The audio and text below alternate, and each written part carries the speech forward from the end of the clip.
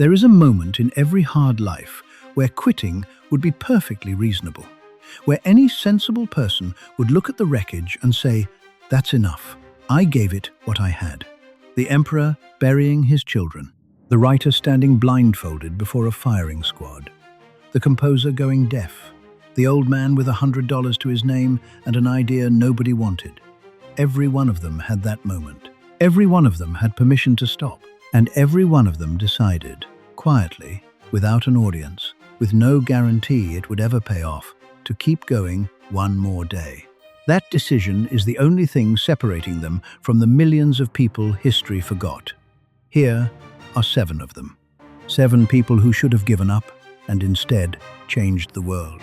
Stay to the end for number 7. A man who spent 27 years in a prison cell walked out and refused to take revenge on the men who put him there. What he did instead is the whole reason this channel exists. Let's begin. We imagine Marcus Aurelius as the philosopher king, serene, untouchable, the most powerful man on earth. Here is what his life actually looked like. A plague swept the empire and killed millions. War pressed on the northern borders for most of his reign, and he spent years living in tents on the frozen frontier rather than in palaces. His health was poor. He was in near constant pain. And of the 13 children his wife bore him, he buried most of them. He watched them die, one after another, and then walked back out and governed an empire. Then his most trusted general, Avidius Cassius, declared himself emperor and betrayed him. Marcus prepared not for vengeance, but to pardon him.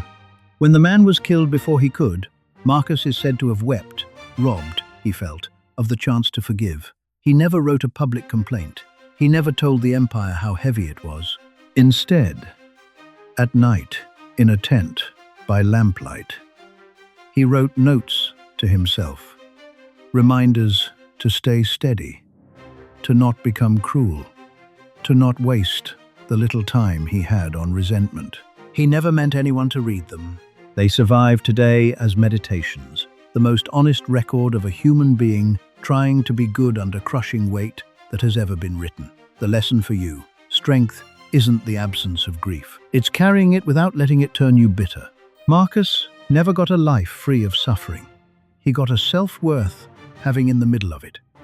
That was the whole victory, and it's available to you tonight. On a freezing December morning in 1849, a young Russian writer was marched into a public square in St. Petersburg to be shot. His crime was reading and discussing banned books. He was tied, blindfolded, and placed before the firing squad. The soldiers raised their rifles. He had, by his own reckoning, less than a minute to live, and he spent it thinking about how unbearably precious ordinary life was, and how much of it he had wasted. Then a horseman rode in. The execution was a staged cruelty, a mock execution ordered by the Tsar to teach the prisoners a lesson. The sentence was commuted. One of the men beside him went permanently insane on the spot. Fyodor Dostoevsky was sent instead to 4 years of hard labor in Siberia. Chains, cold, criminals, epileptic seizures, poverty that followed him for the rest of his life. He could have been destroyed. He was instead transformed. He wrote later that those minutes before the rifles taught him the thing most people never learn, that being alive at all is an almost unbearable gift. Out of that man came Crime and Punishment, the brothers Karamazov. Books so deep into the human soul that they have never been surpassed. The lesson for you: what nearly destroys you can sharpen your sight. Dostoevsky didn't get his years back. He got something most people go their whole lives without: the ability to see clearly what actually matters. If you're in the worst season of your life right now, you are being handed that same terrible, valuable clarity. Don't waste it. Imagine losing the one sense your entire life depends on. In his late 20s, at the height of his powers, Ludwig van Beethoven began to go deaf. For a composer, it was the cruelest possible sentence. He hid it. He avoided company so no one would notice. He grew isolated and furious. In 1802, he sat down and wrote a letter to his brothers that reads like a suicide note. He confessed the despair, the humiliation, the loneliness. He wrote, that only his art had held him back from ending it, that it seemed impossible to leave the world before he had produced all that he felt called to produce. He never sent the letter. He chose to keep going. And then, deaf, increasingly cut off from the world of sound, he wrote the greatest music of his life, music he could hear only in his mind. In 1824, his Ninth Symphony premiered. Beethoven stood near the stage, following a score he could not hear performed. When it ended, the audience erupted. He didn't turn around because he had no idea. Someone had to take him by the shoulder and turn him to face the crowd so he could see the applause he could not hear. The lesson for you: the thing you lost may be the very thing you built your identity on. That loss is real, and it is not the end of your usefulness. Beethoven's deafness didn't take his music. It drove it inward, where it became something no hearing man could have written. In December of 1914, a fire tore through Thomas Edison's research complex in West Orange, New Jersey. Years of work, notes, prototypes, records went up in flames. Much of it was uninsured. Edison was 67 years old. Most people, at 67, would consider that the end. As the story is told, he found his son in the crowd and said something extraordinary. Not a curse, not despair. He told the boy to go get his mother and her friends. They would never see a fire like this again.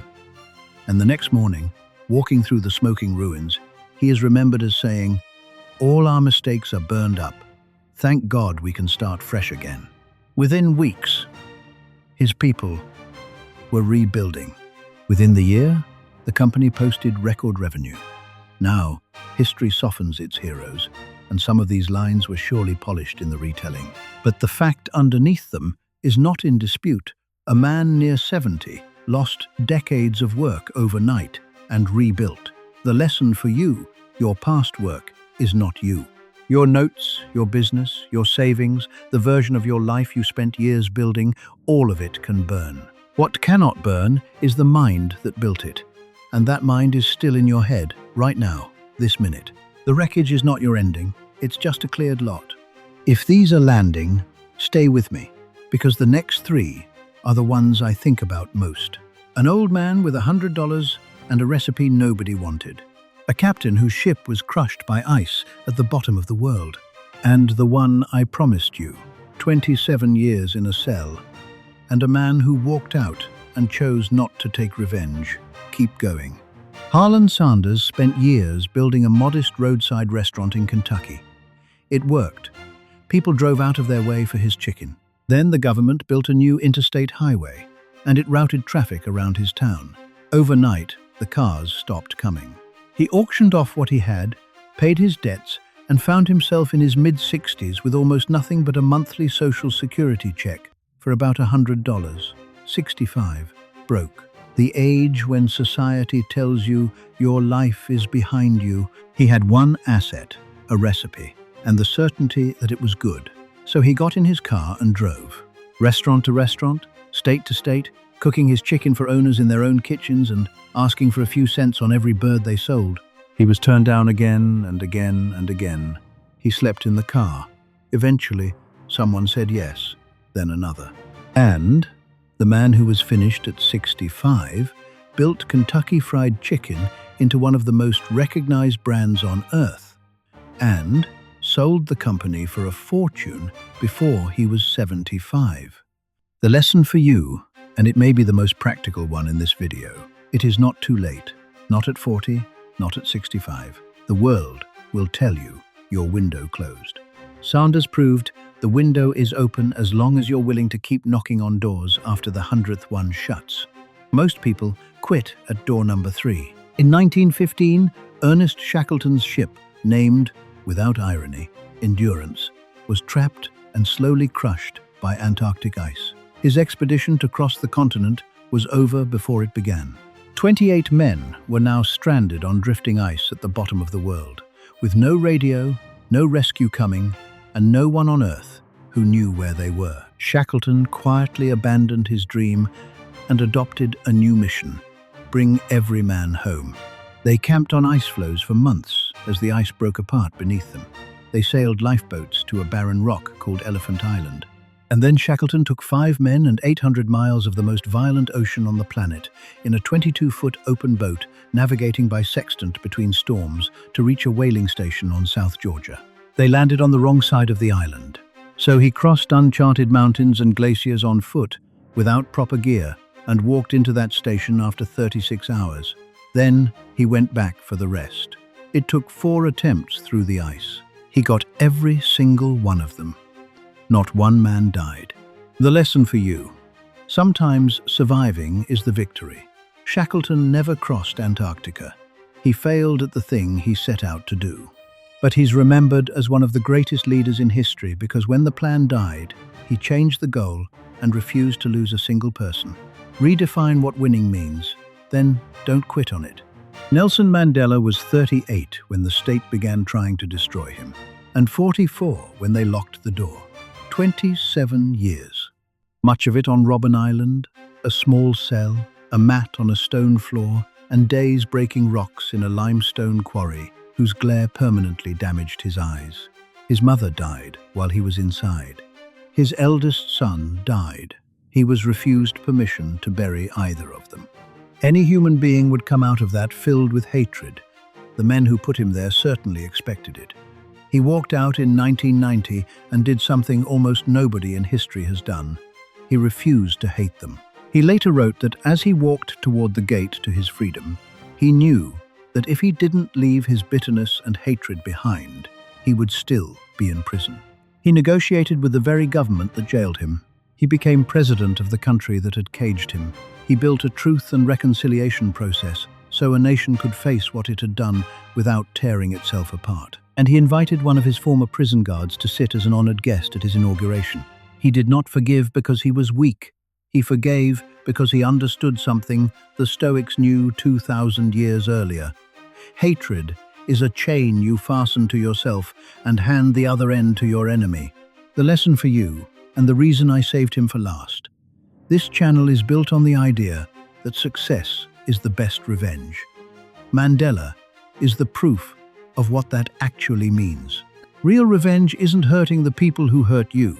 It's refusing to let them make you into something small, and then building something so good that their cruelty becomes a footnote in your story. They took 27 years. He took the country, and he did it without becoming them. 7 people, an emperor who buried his children, a writer who faced a firing squad, a composer who went deaf, an inventor whose life's work burned, an old man with a recipe, a captain whose ship was crushed, and a prisoner of 27 years who refused to hate. Every one of them had a perfectly good reason to quit. Every one of them was handed lemons that would have ended most people. And not one of them quit. That's the whole idea behind this channel. The best revenge is success, not vengeance, but a life so well built that what was done to you stops being the main story. And when life hands you lemons, you already know what the wise have always done with them. So whatever's on you right now, the loss, the betrayal, the failure, the age you think is too late, take one more step today. That's all any of these 7 ever did. One more step on the day quitting made sense. Subscribe to Success Lemonade. New comeback stories every week. And I'll see you in the next one.